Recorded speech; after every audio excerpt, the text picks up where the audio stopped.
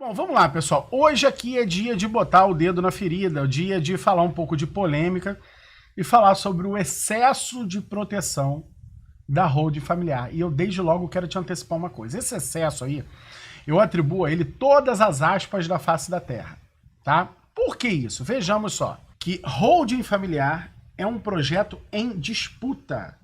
Ah, Márcio, mas como assim? Como é possível? A gente tem dito aos quatro ventos que as pessoas que têm atuado de forma veemente com holding familiar têm atingido tal nível ouro. Se você não sabe, se está chegando aqui agora, não sabe o que é o nível ouro, o nível ouro é quando o advogado, o profissional que trabalha com holding, ele começa a faturar R$35 mil por mês trabalhando com holding familiar. Ok? Por que nós botamos essa meta? Porque a gente sabe que isso não existe em nenhum outro lugar na advocacia brasileira. Não existe, ok? Então, como a gente atua numa área que ela é diferenciada, né? Não tem em nenhum outro lugar algo que possibilite ao advogado fazer isso, a gente decidiu então apelidar carinhosamente esse negócio de nível ouro, porque realmente o ouro, né? O ouro às vezes o ouro não é nem para ser gasto, né? Como diz lá o professor em La Casa de Papel. O ouro é a representação da força econômica de uma nação, das reservas de um país, entendeu? Bem legal aquela intervenção. Tirando a mensagem que passa em que o ladrão se dá bem, eu não gosto muito dessa ideia, né? Apesar de na trama a gente ficar envolvido ali, torcendo por eles, mas na vida real não seria bacana, né? O ladrão se dá bem, né? Porque ali de Robin Hood não tem nada, né? O povo continua sem ter um centavo. Ah, que mensagem linda que passou pro povo. Você pode alcançar tudo que você quiser. Não pode, né? Não pode. Ok? Principalmente extrapolando as regras. E isso tem tudo a ver com o que a gente está dizendo aqui, porque nós vamos falar um bocado aqui sobre o que a holding familiar eventualmente extrapola as regras e faz com que esse projeto seja um projeto em disputa. Por que eu chamo de um projeto em disputa? Primeiro, vamos lá. Num dado momento, lá atrás, existiu muita dúvida a respeito da licitude da holding. Quando eu falo lá atrás, eu estou falando de até 10 para 15 anos atrás, existia muita dúvida sobre a licitude da holding familiar. Por que isso? Porque a grande maioria, não vou dizer, é mentira, não tem esse dado para dizer se é grande maioria ou não. Mas existia um número significativo, por exemplo, de políticos, de pessoas, às vezes não é nem político, né? Você vê os caras envolvidos lá no escândalo da Petrobras, por exemplo, vários deles não são políticos, são parceiros dos políticos responsáveis por esquemas, né? Mas pessoas envolvidas em coisas tortas, né, no país utilizavam sistemas sofisticados de organização societária, tá? De organização societária, assim como é a holding, para poder lavar dinheiro, para poder esconder patrimônio, para poder frustrar a possibilidade do Estado encontrar o resíduo daquela vantagem ilícita, ok? Essas organizações, elas durante um bom tempo, elas foram tratadas de forma equivocada, né? Com mau uso desse sistema. Tanto é que aí, mais próximo de 10 anos atrás, talvez nesse período entre 10 e 15, surgiu um grande volume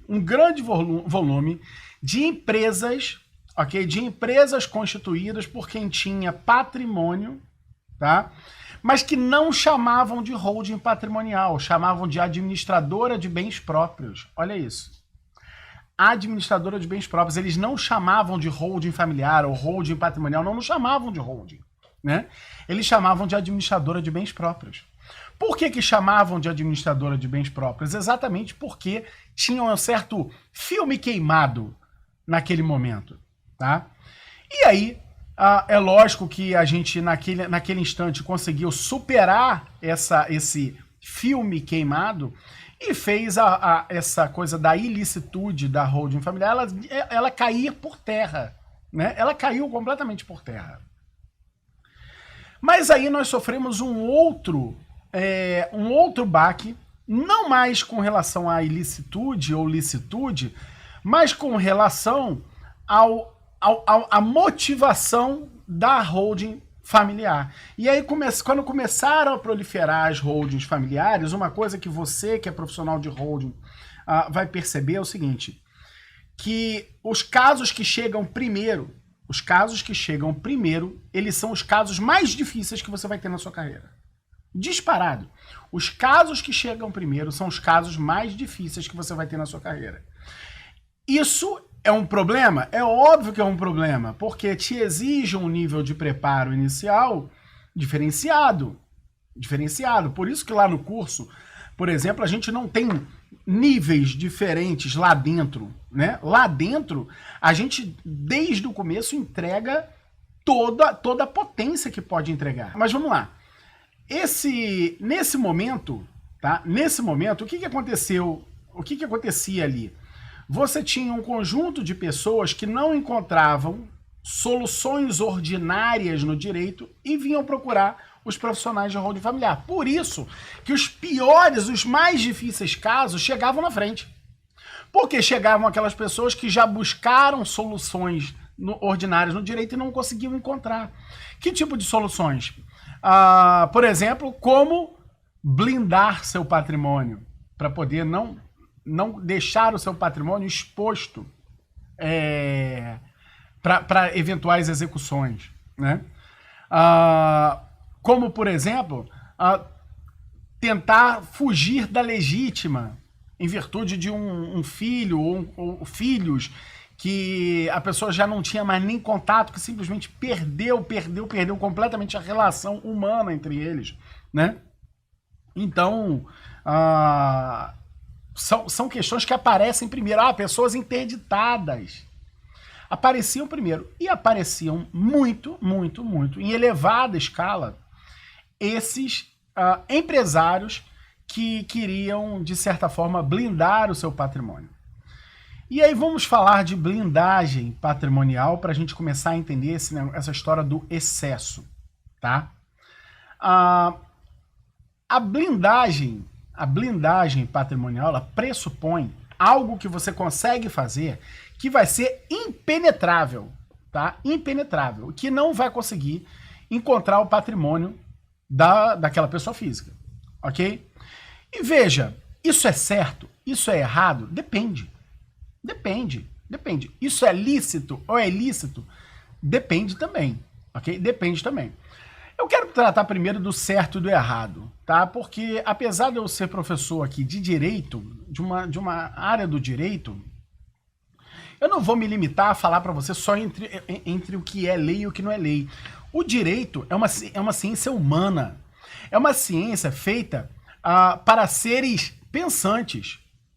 Então, se você se forma ou se você depois continua a formação estritamente obedecendo a regrinha da norma e não se propõe a alterar o entendimento, a construir soluções e tudo, você vai ser eternamente o que eu vou dizer? O que você vai ser eternamente? Não vou dizer nada. Você vai ser eternamente aquilo que você não queria ser, ok? Aquilo que você não gostaria de ser, com certeza. Por quê? Porque você deixou a sua capacidade de reflexão para trás. Tá? Então veja, vou dar então algumas opiniões aqui. Primeiro, Sérgio Nayar, né? Sérgio Nayar construiu lá o Palace na Barra da Tijuca. Minha filha, inclusive, estudou na escola do lado do Palace, né? É lógico que ela nasceu muitas décadas depois do ocorrido. Mas ela nasceu, ele construiu o Palace, né? E na construção, o Palace caiu, o Palace 2. Um monte de gente morreu. Ok? Teve gente morta ali. Teve gente que perdeu tudo na vida e pessoas que perderam a vida. Tá? Então veja, esse cara tem que pagar até o limite do limite dos seus esforços monetários, dos seus esforços financeiros, do seu patrimônio? Eu não sei. Eu não sei. Por quê? Porque eu não sei qual era o nível de intervenção dele na execução daquilo ali. De verdade, eu não sei, não acompanhei na época, não sei tudo. Mas veja, aquelas pessoas envolvidas na execução da obra que usou farinha, né? Farinha, areia da praia, né? Que usou farinha para levantar um prédio, essas pessoas, na minha opinião, devem pagar até o limite do patrimônio da vida. Não tem limite, não tem limitação de responsabilidade para essas pessoas. Por quê? Porque elas adotaram uma conduta criminosa que lesou terceiros. Ok? Elas adotaram uma conduta criminosa que lesou terceiros. Beleza? Agora veja. E lesões graves. Graves. Lesão à vida. Ok? Lesão à vida. Lesões graves. Então, nesse caso, sim. Para quem? Para os envolvidos. Por exemplo, digamos que o Sérgio Naier, eu não sei, digamos que o Sérgio Naier lá tivesse um sócio, ok? Um sócio que não intervisse em nada na empresa, ele era um investidor. Era um investidor. Não, cara, vou montar aqui uma empresa de engenharia e tal, topa, beleza, chega junto. E ele foi lá e botou dinheiro, investiu na empresa. Ok? Ele investiu na empresa, mas não era administrador, não tocava o negócio, não era responsável, não tinha nenhuma condução sobre a técnica da obra, nada disso, tá? Aliás, o cara nem era médico, por exemplo, tá? Ilustrativo. Eu enxergo que esse cara não tem que pagar nada, salvo aquilo que está dentro da empresa, salvo a participação social dele, ok? Mas não com o patrimônio dele, porque ele não teve intervenção direta com aquilo, e nem muito menos o benefício. Nem muito menos o benefício. O benefício dele já era imaginado por conta do projeto que foi apresentado para ele. Ok? Então, eu não enxergo que ele tenha que ser responsabilizado até o limite do seu patrimônio. Por outro lado, uma empresa que contrata, imagina só, um cidadão que trabalha numa determinada empresa durante toda a década de 70, de 80, ok? E constrói um patrimônio e compra uma casa em Búzios. Compra uma casa de praia em Búzios, beleza? Compra uma casa em Búzios. Legal, tá? Depois disso, esse sujeito pede demissão da empresa e na década de 90, ele decide montar um próprio negócio. E tá tudo indo bem. Passa a década de 90, passam os anos 2000 e surge a crise do petrolão em 2014. Ok? Em 2014. E o negócio dele quebra. Até 2014, ele não tinha uma dívida de nada. Tudo pago.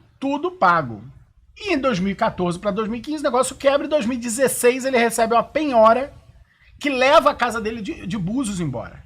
Cara, eu enxergo isso como uma mensagem do Estado brasileiro falando assim, ó, meu irmão, faz o seguinte, faz concurso. Não pega o teu dinheiro. Vamos fazer o seguinte, você faz concurso público e aqui a gente se vira. Por quê? Porque não todo mundo entra no concurso, né? A maior parte está de fora do concurso. Então a maior parte trabalha pra gente, pra sustentar a gente. Então você faz concurso, você quer ir bem na vida, você faz, não empreende. Faça concurso que ajuda a te sustentar. A gente bota o resto do povo para te sustentar. Isso é uma mensagem que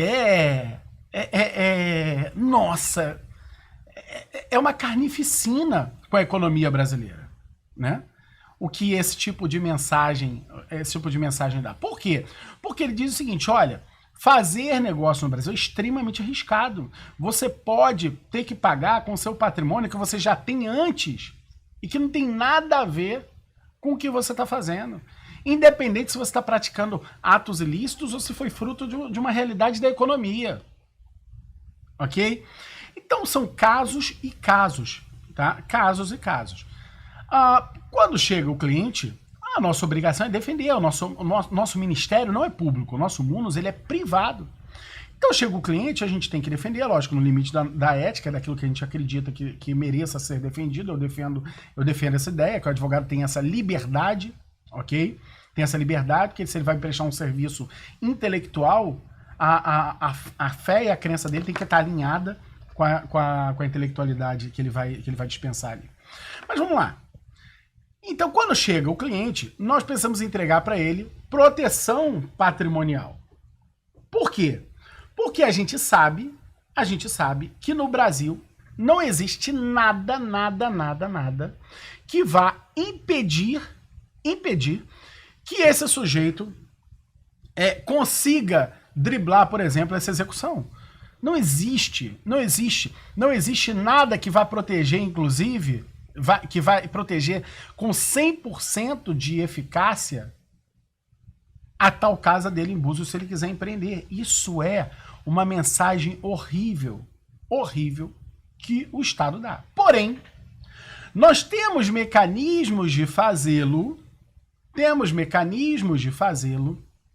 que exige uma delicadeza e um cuidado danado das pessoas que vão operar. Existe uma delicadeza e um cuidado tamanho que eu nem mesmo deixo para falar isso só lá dentro do curso. A portas fechadas. Eu falo isso às escâncaras.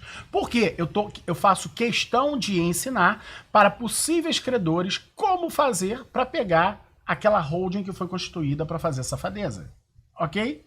Então, se você é um possível credor, aqui é um lugar bom para você aprender como pode encontrar isso. Tá? Porque a nossa ideia não é possibilitar essas pessoas que escamoteiem aquilo que já é devido. Agora, essa situação da casa em Búzios, por exemplo, se a penhora ainda não tiver chegado, a execução ainda não tiver chegado, essa sim. Essa vai estar protegida porque vai estar distante das relações que deram origem a essa penhora, a esse imbróglio judicial, ok? Vamos nessa. De que maneira isso funciona? Tá? De que maneira isso funciona? Quando a gente monta uma holding familiar, e aí eu quero que você entenda de uma vez por todas o seguinte: o que é a holding familiar? A holding familiar não é uma empresa, ok? Para de achar que holding familiar é uma empresa. Não, então vou montar duas, três holdings, holding A, holding B. Não existe holding A e holding B, ok? A holding é o sistema todo, que pode ter uma empresa só, podem ter várias, podem ter duas, podem ter três, podem ter 10, podem. E a gente chama de células. Por quê? Porque célula é a menor parte orgânica, ok? É a menor parte orgânica de um determinado conjunto. Então a gente chama de célula, de um determinado sistema. Então a gente chama aquilo de célula. Cada CNPJ dele esse vai ser uma célula. Então não é a holding A ou a holding B, não, é a célula A ou a célula B que a gente constitui, ok? Então quando a gente monta esse sistema, uma das cláusulas que a gente estabelece, e eu vou começar a compartilhar a tela aqui com você, uma das cláusulas que a gente estabelece é a cláusula de impenhorabilidade. A cláusula de impenhorabilidade, ela tem a previsão legal dela no Código de Processo Civil, tá? No artigo 833, tá? Vamos botar aqui. Artigo 833, 833, inciso 1 do CPC, Código de Processo Civil, ok? Que diz assim, ó, são o caput, eu vou copiar aqui, vou botar aqui para vocês aqui o texto, eu tenho aqui, tô com o aberto aqui, eu consigo. Vamos lá, aqui. Beleza. São impenhoráveis, inciso 1, os bens inalienáveis e os declarados por ato voluntário não sujeitos à execução. O que a gente faz? A cláusula de impenhorabilidade, então o que ela é? Vamos lá. A cláusula de impenhorabilidade é uma declaração de não sujeição à execução constituída por ato voluntário. Isso é a cláusula de impenhorabilidade. Ok? Essa seria, na minha opinião, a melhor definição da cláusula de impenhorabilidade nos termos da lei. Tá? Nos termos da lei. A questão é que ela acaba protege, e eu vou botar entre aspas, mais do que deveria. Por que que ela protege mais do que deveria? Primeiro, vamos lá. No sistema de holding familiar, o pai, ele doa as suas cotas da holding, do sistema, tá? A sua participação societária no sistema, para o filho. Porém, é uma doação que é completamente de papel, ela é completamente burocrática, ela é só para fins de planejamento e organização sucessória. Ela não produz efeitos da doação. Por quê? Porque os efeitos mais diretos da doação, aqueles que dizem respeito ao domínio. Por quê? Porque todos os poderes continuam na mão dos pais, até de desistir, inclusive. É diferente de uma doação de bens imóveis, por exemplo. Tá?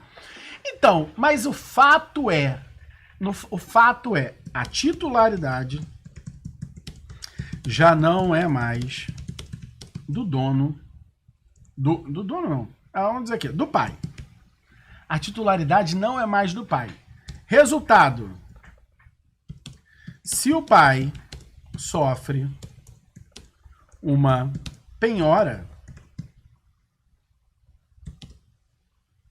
esta não alcança seu patrimônio. Porque não é mais dele. Não é mais dele. Veja só. Vamos lá. Se eu tenho uma empresa, ok? Eu tenho uma empresa. A empresa tá tudo bem. Tá tudo bem. Aí eu peguei um carro e dei de presente um carro pro meu filho. Qual é o nome disso? Qual é o nome do presente? Doação. Ok? Fiz a doação do carro pro meu filho. Tá tudo bem. O carro é dele, tá tudo direitinho e tudo mais. Eu nunca nem ouvi falar de uma penhora, mesmo na Justiça do Trabalho, que tenha ido buscar lá o carro que o filho ganhou de presente, sei lá, 2, 3 anos antes da coisa acontecer. Ok? Então, essa titularidade já não é mais do pai. E por outro lado, ok? Se o filho sofrer uma penhora, o bem está gravado com cláusula de impenhorabilidade. E aí, veja, essa cláusula de impenhorabilidade, ela é amplamente respeitada, inclusive na Justiça do Trabalho. Ok? Ah, Márcio, mas eu já vi caso em que o juiz desmontou isso, não de holding familiar, não com essa finalidade, não feita antes. Nós já vimos casos de juiz que desmontou isso aqui, tá? Que desmontou esse sistema para poder dizer o seguinte, olha, isso aqui foi montado com a finalidade de frustrar um crédito trabalhista. Cara, o crédito trabalhista já existia, já tinha execução em curso e tudo mais. Tal. Aí outra história. E por esse motivo, ou seja, se o crédito já existe, e aí quando eu tô falando do crédito, eu tô falando em exagero, né? O crédito, o certo seria pensar se a execução. Opa! Na verdade, a execução. Mas eu estou sendo exagerado. Se o crédito já existe antes da doação barra empenhorabilidade, isso não protege. Ok? Isso não protege. Moral da história, não protege não, né? Não impede a execução. Ok? Não impede. Moral da história, por isso, vírgula, não é blindagem patrimonial. Ok? Eu sou adepto da ideia de que isso não é blindagem patrimonial, mas proteção patrimonial. Por quê? Porque se o crédito for constituído antes, por exemplo, não vai ter nada que você consiga fazer. Não vai. E eu tô sendo exagerado. É bem verdade, e aí eu queria dividir uma coisa com vocês. O que a gente já enxergou ao longo desses anos na jurisprudência? Nós já vimos casos, 2 vezes, tá? Casos em que no meio do processo, tá? Surge um documento, surge um acordo de sócios, um acordo de cotistas, com a bendita da cláusula de impenhorabilidade. E aí o juiz, em primeira instância, vira e fala assim, olha só, peraí. Olha, em nenhum momento isso aí foi dado publicidade, era um negócio que estava dentro da empresa. Isso aí não deveria produzir efeitos contra terceiro, sobretudo quando a gente não tem como asseverar a temporariedade ou a extemporaneidade, ok, desse documento, se ele realmente foi produzido antes ou se veio a ser produzido depois. Então, por conta disso, desconsidero a cláusula de impenhorabilidade. Beleza? O que aconteceu? Quando chegou no poder em segundo grau, o tribunal reformou ambas as decisões. Por que reformou? Dizendo o seguinte, olha, o artigo 833, ele é, inciso 1, ele é absoluto. Ele não está dizendo ali que depende de norma para ser regulamentado. Não, ele tem aplicação absoluta, imediata. Ok?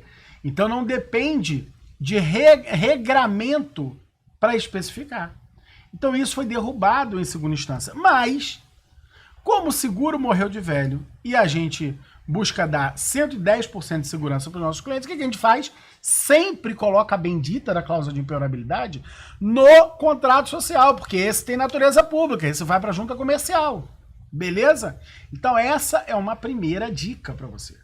Uma primeira dica. E aí, veja, quando eu falo que não é blindagem patrimonial, a gente encontra algumas vozes, sim, no direito dizendo que é. Alguns dizem que sim, existe blindagem patrimonial. Sobretudo depois da Lei da Liberdade Econômica. Ok? A Lei 13.874 de 2019. Ok? Por quê? Porque a Lei da Liberdade Econômica, ela trouxe várias alterações muito significativas para quem trabalha com rodo familiar. Muito significativas, tá? A primeira delas foi a instituição de um novo artigo entre o 49 e o 50, que foi o 49A, tá? E o 49A, o caput, eu não quero nem me debruçar muito sobre ele, mas eu quero falar sobre o parágrafo único, tá? O 49A só diz que não se confunde a pessoa jurídica do sócio com a do administrador. Tá tudo bem, beleza? Agora, o 49A, esse é que é o ó do Borogodó. Por quê? Eu vou botar aqui na tela para compartilhar com vocês. Então veja aqui, artigo 49A. O 49A, parágrafo único, ele trouxe a autonomia patrimonial das pessoas jurídicas. E aqui tem um primeiro problema. É autonomia patrimonial de qualquer pessoa? Não. Da pessoa, qual pessoa? Jurídica. Só para pessoa jurídica que isso vale. É um instrumento lícito de alocação, olha isso aqui, ó, alocação e segregação de riscos. Estabelecido pela lei com a finalidade de estimular empreendimentos para a geração de empregos, tributo, renda e inovação em benefício de todos. O que essa norma está dizendo? Essa norma está dizendo o seguinte, olha, se eu tenho, por exemplo, uma transportadora, tá? Uma transportadora que tem 20 caminhões, eu posso pegar a transportadora, deixar de um lado, ok? Deixar de um lado, e os caminhões colocar em outro lado, ok? Eu, Márcio, pessoa física, não. A pessoa jurídica que hoje é dona dos caminhões pode fazer isso para quê? Para quê? Para segregar risco, ou seja, segregar é a mesma coisa que apartar, ok? Que apartar, tá? Separar, isso é segregar, tá bom? E alocar é colocar um risco aqui e patrimônio ali, é isso. É isso. É alocar risco, é pegar o risco e colocar distante do patrimônio. Então a lei permitiu à pessoa jurídica fazer essas duas coisas. Qual é o cuidado que você vai ter que ter? O cuidado que você vai ter que ter é com a eventual alegação de grupo econômico. Ah, Márcio, eles têm uma relação, são os mesmos sócios, então é grupo econômico. Não, você lembra lá da micro-reforma trabalhista de 2017 no governo do Temer, que mudou isso? Que diz o seguinte, olha, a mera identidade de sócios não configura grupo econômico, então fique atento nisso. Mera identidade de sócios não configura grupo econômico. E daqui a pouco eu vou falar ainda mais sobre grupo econômico. Mas o que a gente gosta de fazer? A gente gosta de fazer o seguinte, ó, estabelece uma relação minimamente onerosa entre a dona dos caminhões, por exemplo, e a operadora. Por que minimamente onerosa? Porque no momento que você fizer isso, você bota assim, cada uma tem a sua vida própria, ok? Cada uma tem a sua vida própria e não existe, não tem ali comunhão de esforços. Mas isso é por 110% de proteção, porque a mera comunhão de esforços também não vai ser suficiente. E você vai ver isso aqui já já. Já já. Então o 49A criou esse espaço para alguns dizerem que isso é sim blindagem patrimonial. Veja, se essa alocação e segregação de riscos ela for feita depois de uma execução já em curso, não tem jeito, não. Vai pegar, pode ser na Justiça do Trabalho, numa vara de família, até numa vara civil, vai pegar lá, vai dizer que é fraude contra credores. Esse é nosso direito, cara. Esse é nosso direito. Então, por isso que eu digo que não existe blindagem patrimonial, apesar disso aqui se parecer bastante. Tanto se parece que a própria lei da liberdade econômica criou a diferença do que é blindagem para proteção. Né?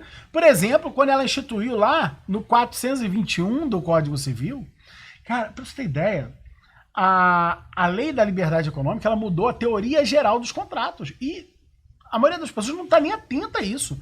As faculdades de direito não estão ainda processando bem, só estão ensinando, mas não estão mencionando a revolução que foi isso na teoria geral dos contratos. Eu tô chocado com isso.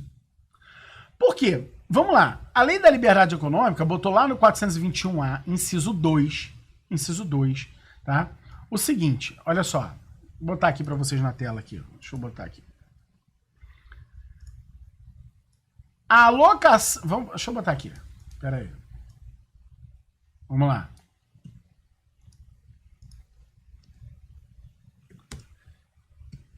A alocação, e eu trouxe essas duas observações aqui para você, tá? A alocação... Depois eu boto, não vou numerar aqui não. A alocação de riscos definida pelas partes, ok? Definida pelas partes... deve ser respeitada e observada. A alocação de riscos definida pelas partes deve ser respeitada e observada. Cara, a mesma lei que quando em relação à pessoa jurídica, a pessoa jurídica falou em alocação e segregação, quando tratou para todas as pessoas físicas e jurídicas, falou só de alocação. Você acha que foi sem querer? Não, não foi sem querer.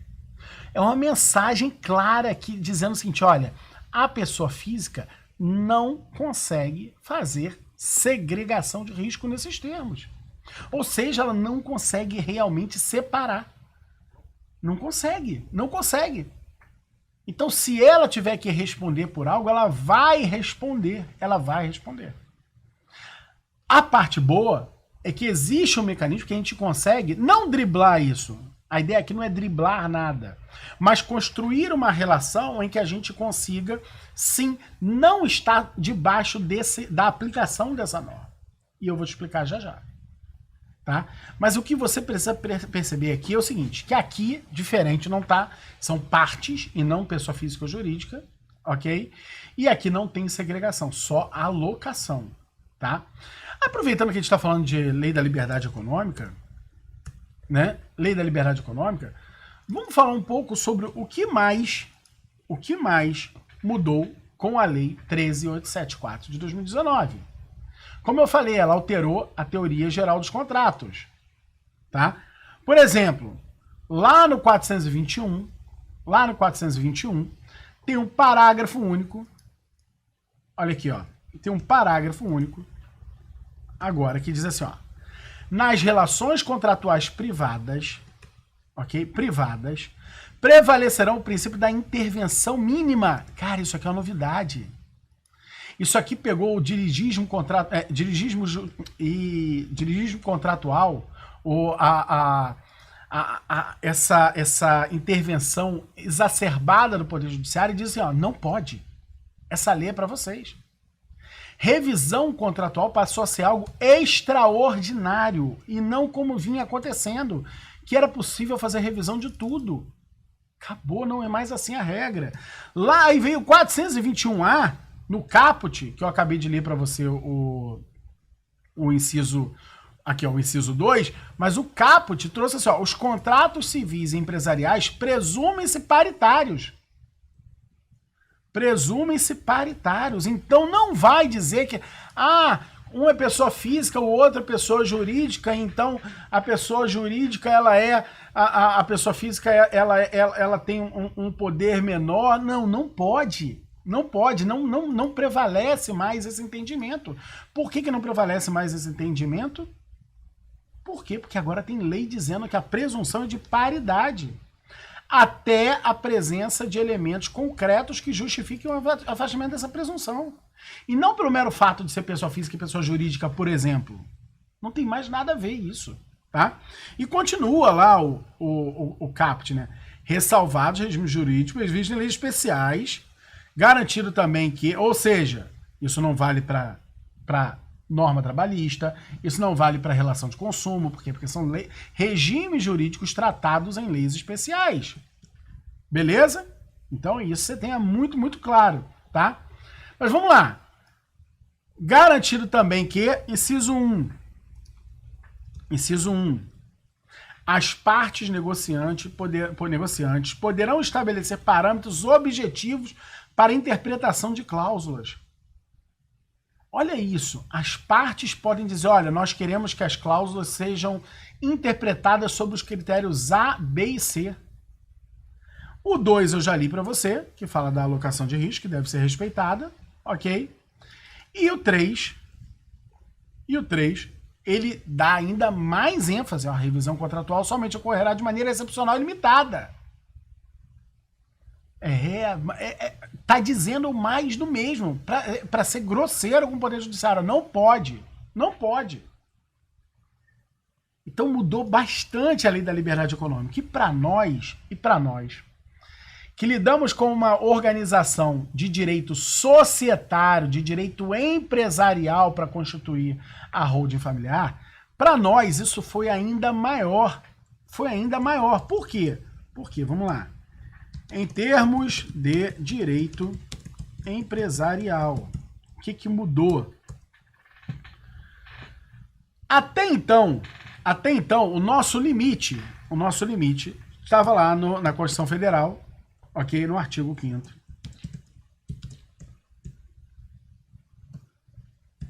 Artigo 5º, inciso 2, ok?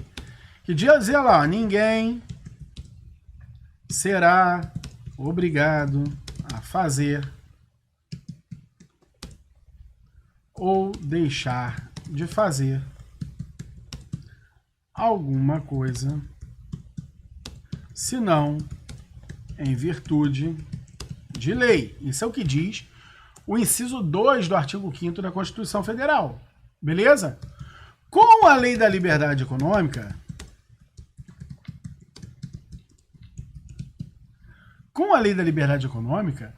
a coisa ficou ainda mais ampla. Por quê? Porque a Lei da Liberdade Econômica, ela trouxe lá um artigo 3º, e no artigo 3º criou um inciso 8º, que eu vou mostrar aqui para vocês. Vamos lá. São direitos de toda pessoa, física ou jurídica, ok? Tá lá, natural ou jurídica, essenciais para o desenvolvimento e o crescimento econômico do país, observado o disposto no parágrafo único do artigo 170 da Constituição Federal, ok? Que fala da ordem econômica, tá bom? Artigo 170. E aí tem lá no inciso 8º, olha, ter a garantia de que os negócios jurídicos e empresariais paritários serão objeto de livre estipulação das partes pactuantes. Livre estipulação. Livre estipulação. E olha isso, olha o que é mais impressionante. De forma a aplicar todas as regras de direito empresarial apenas de maneira subsidiária. Ou seja, sabe a regra da Constituição Federal? Ninguém será obrigado a fazer ou deixar de fazer alguma coisa senão em virtude de lei. Em direito empresarial, em matéria de direito societário, até contra a lei você pode. E a lei só vai prevalecer sobre aquilo que for, então, norma de ordem pública. Ah, mas é uma questão que está evitando um tributo, que está... não pode. Ok? Evitar pode, né? O nome evitar não foi bom. Mas que está deixando de recolher um tributo que é devido, que o fato gerador aconteceu. Isso não pode. Você não pode avançar algo que afronte matéria de ordem pública. Beleza? Entendido isso, eu quero que você perceba agora o seguinte, o que mais que mudou com a Lei da Liberdade Econômica, tá? O que mais que teve de substancial do nosso tema aqui dessa aula de hoje, onde nós estamos falando mais precisamente desse suposto excesso, ok? Desse suposto excesso de poderes da holding familiar, tá? Vamos lá, eu vou colocar aqui o que foi mais absurdo foi no Instituto da Desconsideração da Personalidade Jurídica. Isso aqui, para você, meu amigo, minha amiga, que atende pessoas que exercem atividade econômica, que atende empresários, que atendem famílias, que têm atividade econômica, isso aqui cai como uma luva. A alteração que a Lei 13.874 trouxe no ordenamento jurídico brasileiro, 2019. Lei da Liberdade Econômica. Vamos fazer uma comparação. O Instituto da Desconsideração da Personalidade Jurídica está tratado no artigo 50 do Código Civil. Eu vou botar aqui um antes e depois. Deixa eu botar aqui uma tabelinha assim, ó. Pera aí. Aqui, antes e agora. Ok? Antes e agora. Vamos lá. Como era antes? Antes, o artigo 50 do Código Civil falava assim, olha, em caso de abuso da personalidade jurídica, aqui eu vou ter que diminuir um pouquinho, tá? Não, depois eu diminuo.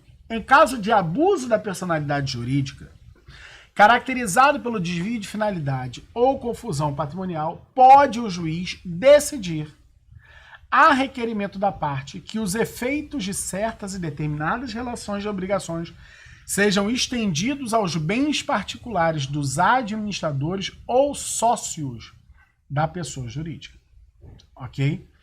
Então, se a pessoa é sócia ou administradora, o juiz pode decidir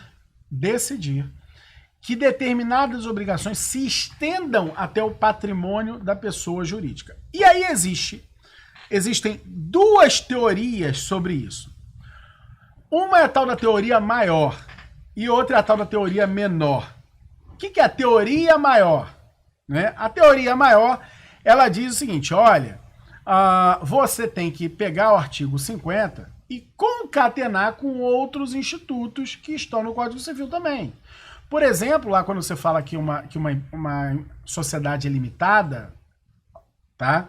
E que diz que a responsabilidade dos sócios é limitada à sua participação social, ou seja, só pode tomar do sócio o limite da participação dele dentro da empresa.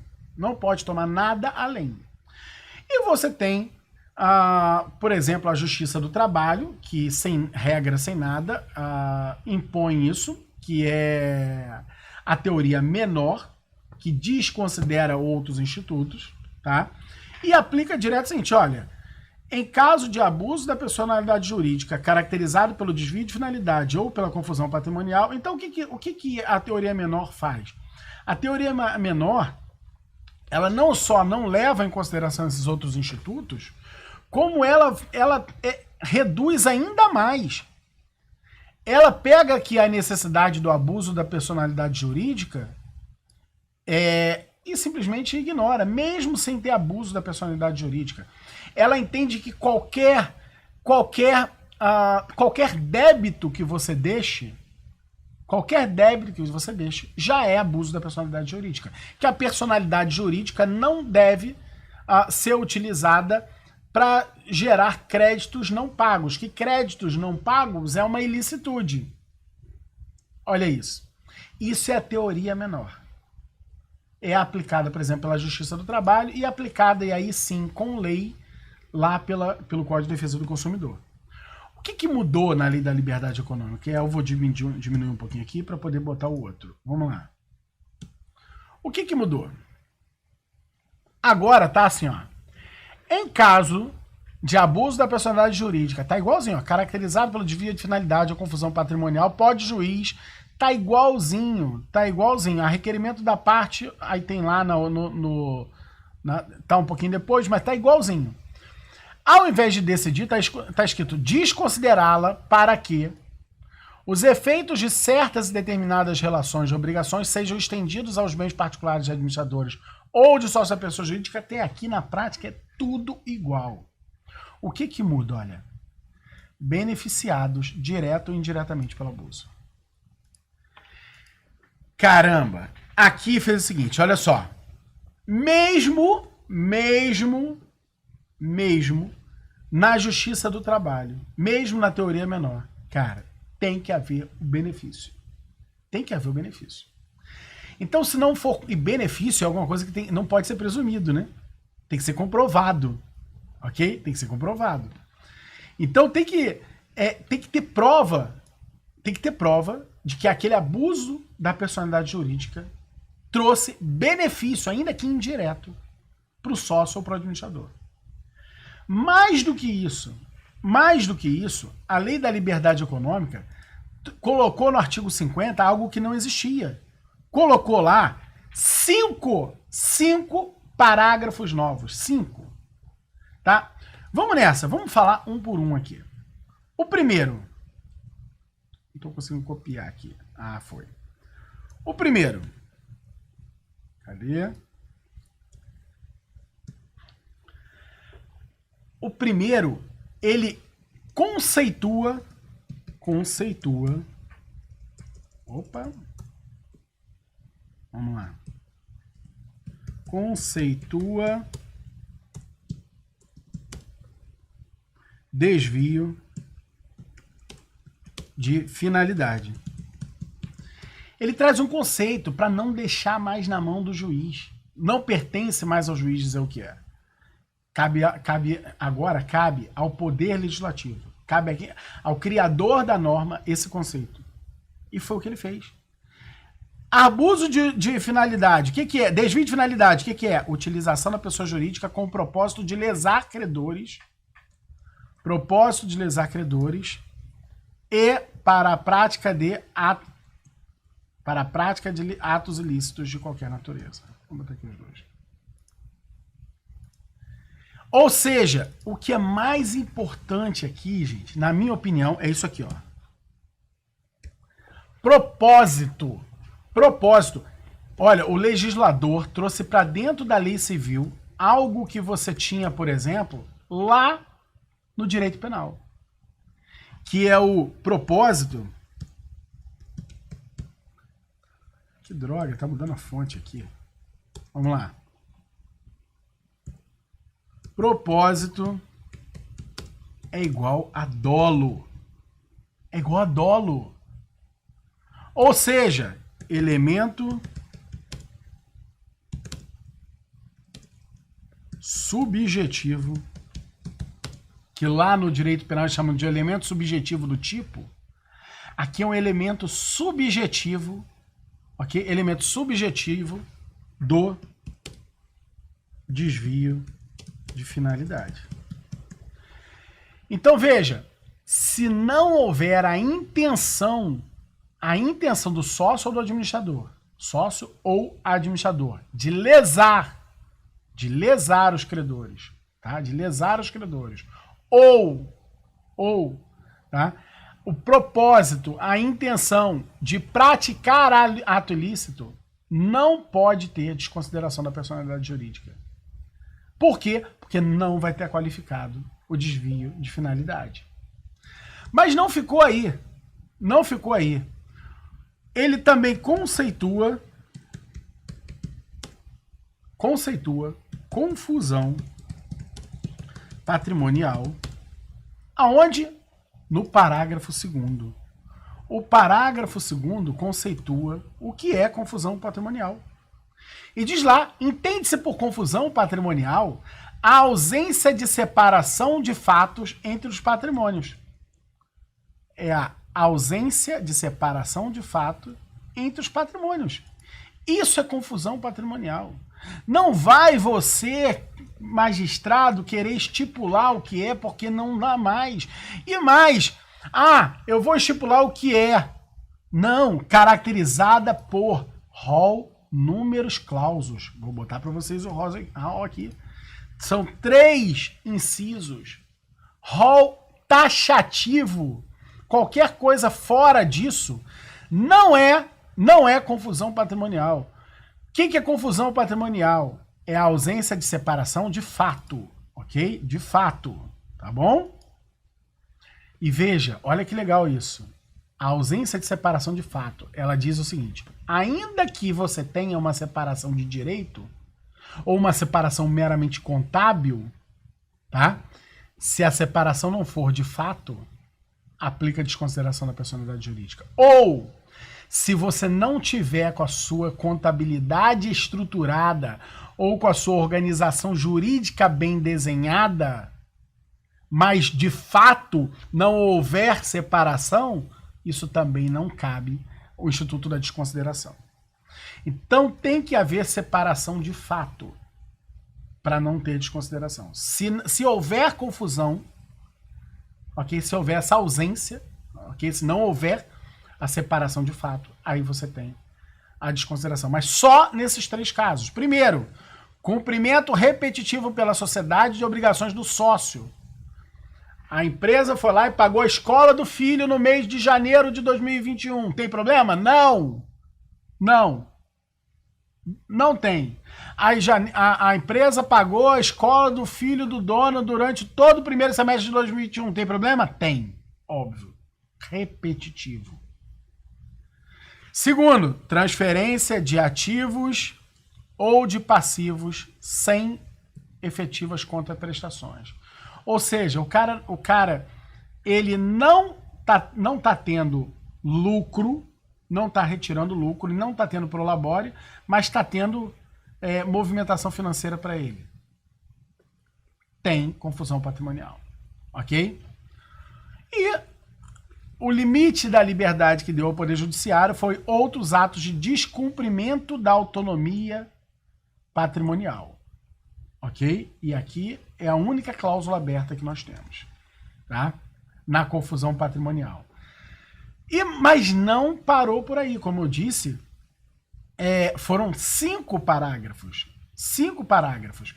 O parágrafo 3º, ele falou da desconsideração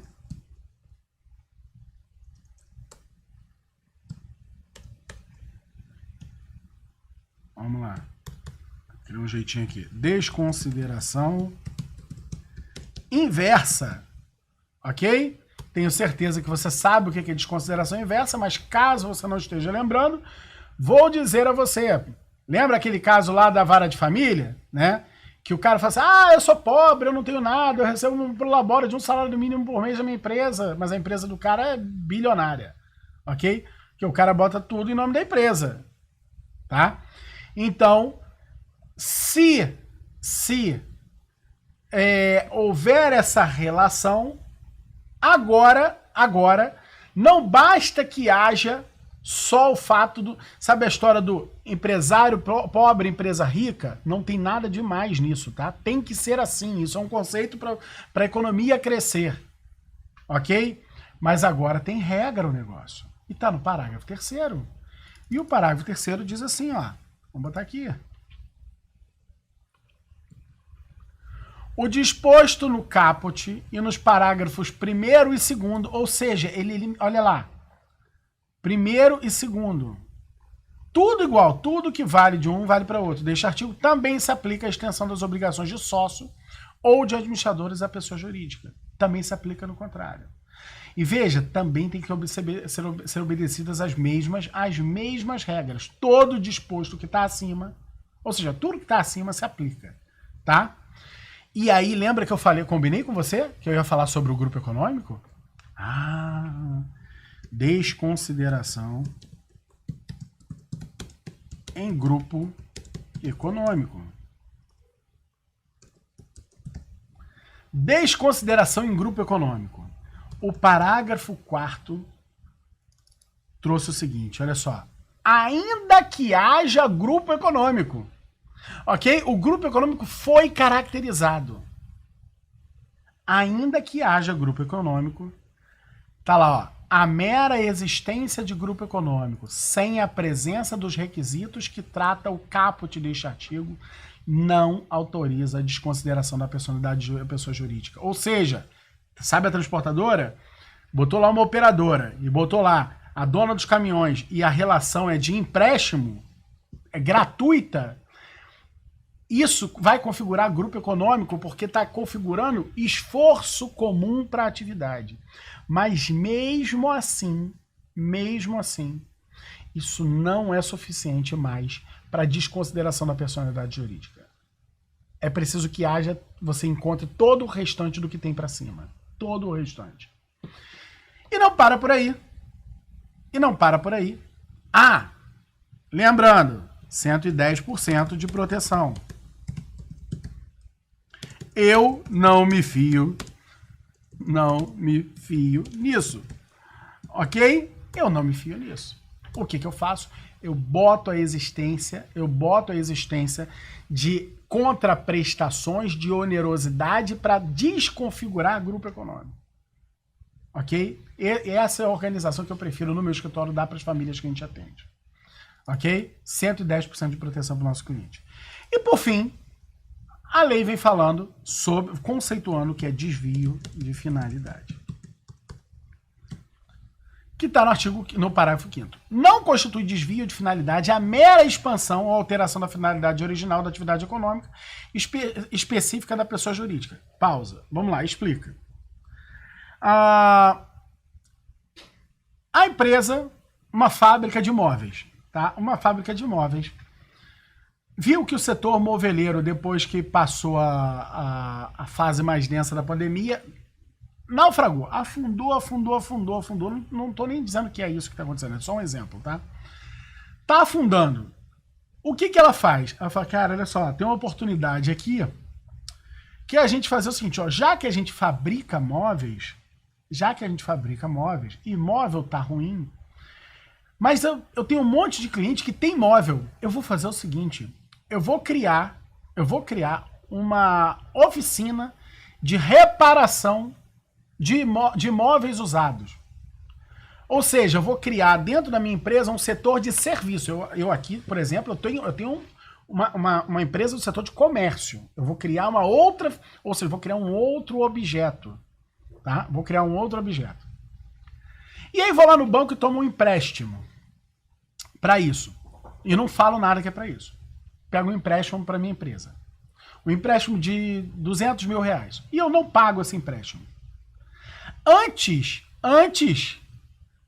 na hora que se o banco for me executar e descobrir que eu não usei o dinheiro na minha para venda de imóveis, mas estou usando o dinheiro para essa oficina de reparação de imóveis, que é uma outra atividade, antes isso qualificava desvio de finalidade e autorizava a desconsideração da personalidade jurídica. E agora não. Agora não constitui mais quando você tem a expansão ou alteração da finalidade original. Dito tudo isso, deixa eu ver se eu vou conseguir compartilhar aqui com você o meu iPad. Para que eu falei tudo isso para você? Tudo isso. Deixa eu ver se eu vou conseguir. Espera aí. Acho que sim. Por que eu falei tudo isso para você até agora? Vamos lá.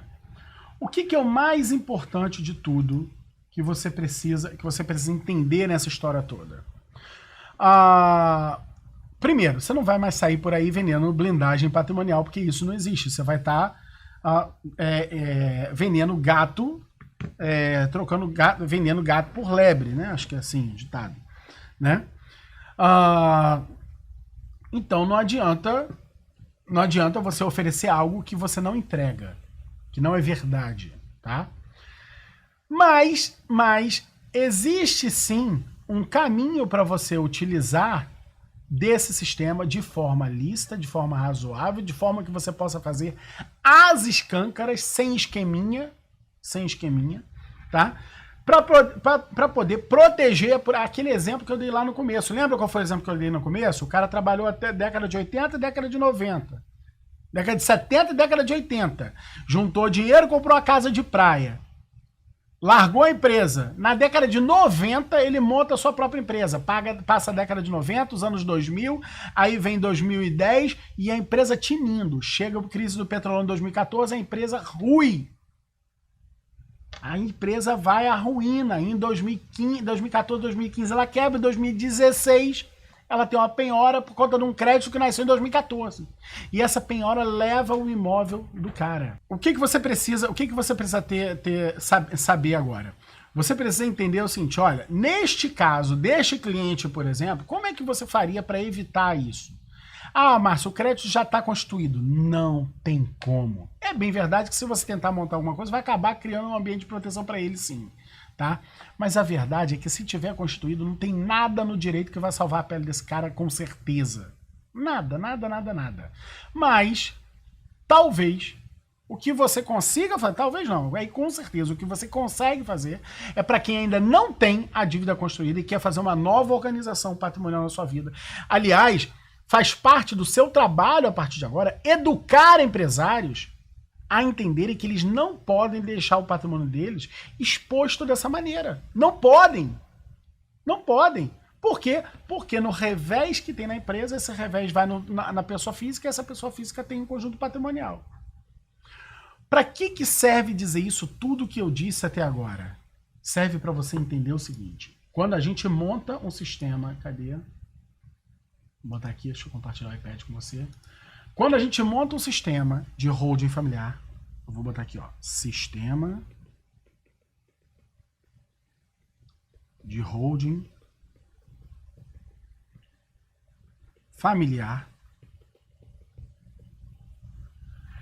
para uma família que exerce atividade econômica, nós precisamos criar uma barreira de separação entre o que é acervo patrimonial e o que é atividade econômica. O sistema de holding familiar vai englobar dois ecossistemas. Um, para pegar aqui os bens da família e colocar lá dentro de uma célula cofre. Se aqui em cima vão ter célula veículo, célula destino, domicílio fiscal mais vantajoso, não importa, isso é outro papo para outro dia, para outra hora, tá? Mas você tá aqui, o que é acervo patrimonial, tá? O que é acervo patrimonial está aqui preservado. Agora, essa família tem uma padaria, tem uma transportadora, tem um salão de beleza, entendeu? Tem uma fazenda, tá certo? E que tudo isso está na pessoa física. Tudo isso está na pessoa física, do pai. O que a gente faz? O que a gente faz é criar uma controladora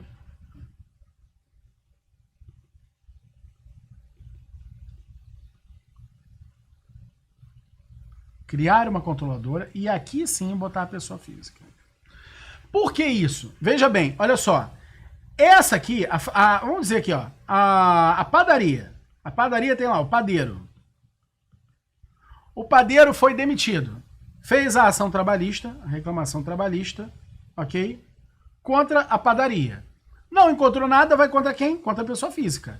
Se aqui não tem mais a pessoa física, aqui o que tem é a controladora. Opa! O que tem é a controladora. Beleza? Quando chegou na controladora, a controladora em si não tem patrimônio. Não tem patrimônio. E quando encontrou aqui, ó, quem tá aqui é a pessoa física do pai, feita doação para os filhos. Das cotas. Certo? E aí o que acontece? Contra quem que isso aqui vai recair? Contra o pai, é contra sócios ou administradores. Se houver algum revés aqui, o pior que pode acontecer é recair contra o pai e nunca chegar aos filhos. Por quê? Porque ainda que haja essa relação aqui, ó, que eu apaguei sem querer, ainda que haja desconsideração aqui, ok? Ainda que haja desconsideração, para haver...